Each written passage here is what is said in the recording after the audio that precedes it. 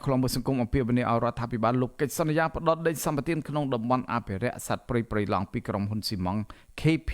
Industry Co Ltd ដើម្បីការពារធនធានធម្មជាតិសម្រាប់មនុស្សជាតិទៅចំនួនក្រោយអ្នកគ្រប់គ្រងកម្មវិធីការងារនៃមជ្ឈមណ្ឌលសម្ព័ន្ធភាពការងារនិងសិទ្ធិមនុស្សសង្ត្រាលោកខុនថារ៉ូបានសរសេរនៅលើកណ្ដាល Facebook របស់លោកនៅថ្ងៃនេះថាការផ្ដល់ដីសម្បត្តិទំហំ99ហិកតាទៅឲ្យក្រុមហ៊ុន KP Cement Industry មិនឆ្លុះបញ្ចាំងពីសេចក្តីត្រូវការវិនិយោគទៅលើវិស័យស៊ីម៉ង់នៅកម្ពុជានោះទេលើកលែងតែរដ្ឋាភិបាលមានគម្រោងផលិតសម្រាប់ការនាំចេញតែប៉ុណ្ណោះប្រពន្ធដែលបញ្ជាក់ថាក្រុមហ៊ុនចំនួន5ដែលកំពុងតែដំណើរការសង្វាក់ផលិតកម្មស៊ីម៉ង់សប្តាហ៍នេះមានសមត្ថភាពក្នុងការផលិតស៊ីម៉ង់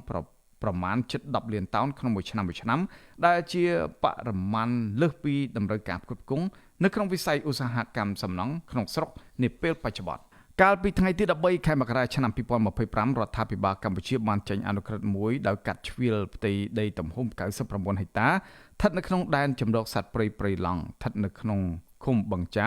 ស្រុកសម្បូរខេត្តក្រចេះដែលជាទ្រព្យសម្បត្តិសាធារណៈរបស់រដ្ឋធ្វើអនុប្រយោគមកជាទ្រព្យសម្បត្តិឯកជនរបស់រដ្ឋអនុក្រឹត្យដដែលនេះបញ្ជាក់ថារដ្ឋាភិបាលសម្រាប់ជួលផ្ទៃដីទំហំ99ហិកតាជាតំបន់ប្រើប្រាស់ដោយចីរភាពក្នុងរយៈពេល55ឆ្នាំឲ្យក្រុមហ៊ុន KP Cement Industry សម្រាប់វិនិយោគទៅលើគម្រោងបង្កើតរោងចក្រផលិតស៊ីម៉ង់តាក់ទងទៅនឹងបញ្ហានេះក្រសួងរាយនឹងធម្មពលធ្លាប់បានបង្ហាញរបាយការណ៍របស់ខ្លួនកាលពីអំឡុងឆ្នាំ2024ថាបច្ចុប្បន្ននេះកម្ពុជាមានរោងចក្រស៊ីម៉ង់ចំនួន5ដែលអាចផលិតស៊ីម៉ង់បានជិត8លានតោនក្នុងមួយឆ្នាំរួមមានរោងចក្រស៊ីម៉ង់កំពតរោងចក្រស៊ីម៉ង់កម្ពុជាចក្រីទីង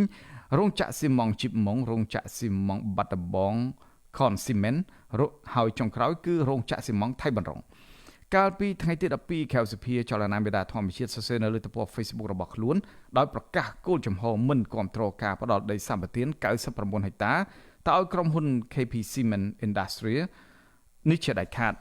ក្រុមនេះស្នើឲ្យរដ្ឋាភិបាលលុបចោលនៅគម្រោងផ្ដល់ដីសម្បត្តិសេដ្ឋកិច្ចនេះជាបន្ទាន់និងដកហូតយកដីព្រៃត្រឡប់មកវិញដើម្បីថែរក្សាតំបន់ការពារធម្មជាតិមួយនេះសម្រាប់មនុស្សជំនាន់ក្រោយដើម្បីបរិច្ចាគថវិកាសូមលោកអ្នកនាងចូលទៅកាន់ទំព័រ Facebook ឬបណ្ដាញសង្គមផ្លូវការរបស់សារព័ត៌មាន The Cambodia Daily រួចស្វែងរកលើតំណភ្ជាប់ឬ link រៃអង្គាសរបស់សារព័ត៌មាន The Cambodia Daily លើ GoFundMe បន្ទាប់មកសូមលោកអ្នកនាងចុចនៅលើប៊ូតុង Donate Now ហើយជ្រើសរើសចំនួនទឹកប្រាក់ដែលលោកអ្នកចង់បរិច្ចាគឬវាយបញ្ចូលដោយផ្ទាល់នៅចំនួនទឹកប្រាក់ទាំងអស់នោះបន្ទាប់ពីវាយបញ្ចូលទឹកប្រាក់រួចទាញចុះមកខាងក្រោមនៅត្រង់ចំណុច Payment Methodសូមលោកអ្នកនាងចុចយកពាក្យ Credit ឬ Debit រួចបំពេញ Email ឈ្មោះលេខកាតលេខសម្ងាត់3ខ្ទង់ព្រមទាំងឈ្មោះរបស់លោកអ្នកដែលមាននៅលើកាត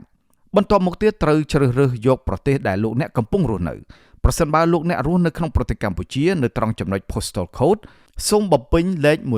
12000បន្ទាប់ពីបញ្ចូលចំនួនទឹកប្រាក់និងព័ត៌មានរួចសូមលោកអ្នកនាងចុចនៅលើប៊ូតុង Donate Now ជាការស្រេចសូមអរគុណ